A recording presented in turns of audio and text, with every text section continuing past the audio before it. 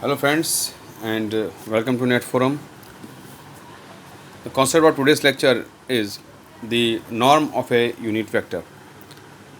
So we will start from here. The norm of a particular unit vector is defined as x vector upon the norm of x vector. Since it is unit vector, that's why its norm is x vector upon mod of or norm of in fact this particular unit vector x. So norm of a unit vector is defined as using this particular formula.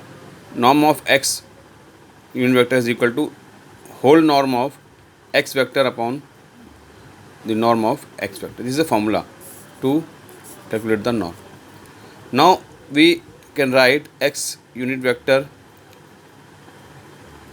norm is equal to under root of x unit vector transpose into x unit vector, right?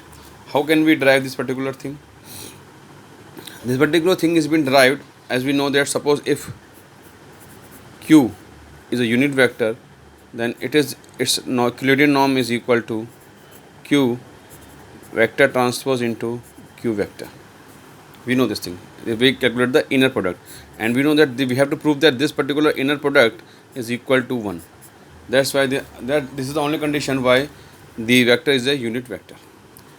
Now this is the formula which we simply put this in this particular formula. We get x vector transpose upon norm of x transpose. Similarly, x vector upon norm of x vector.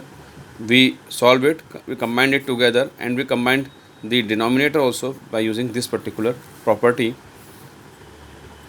We know that x vector transpose is multiplied with mod of x vector give you mod of x square by using this particular property.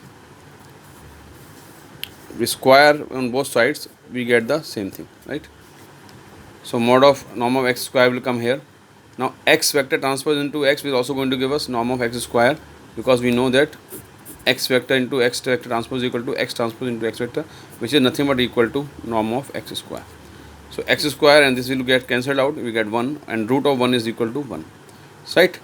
So this is a very simple and basic way to prove how we can calculate the norm of a unit vector is equal to 1, and so the basic important formula which is going to be used in proving this particular fact is this one.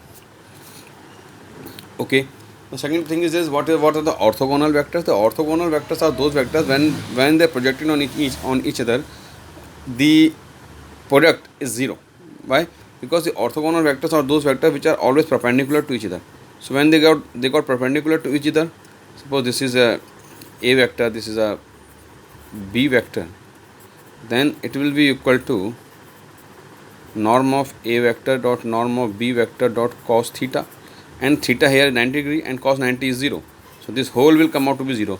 So orthogonal vectors are those vectors whose angles are mutually perpendicular to each other. When we will going अब क्या है कि आने वाले समय में in the next forthcoming sessions we will going to study dimensionality reduction, where we will going to use the perceptron convergence principal component analysis, and in this we will going to use the eigenvectors. Eigenvectors basically use to determine the important features which have to be considered, and they are going to be keep in the training set, and the remaining features of the particular data set are going to be chopped off, right? So the principal component analysis, which we are going to study in the next lecture, contain eigenvectors, eigenvalues. Now what are eigenvalues? Eigenvalues in this scenario of principal component analysis going to give us the idea about the variances, right? We are going to keep only those features which have higher variances. If the variance is low, we are going to remove those features, right? So with this idea, we are going to continue in the next lecture of principal component analysis. Thank you.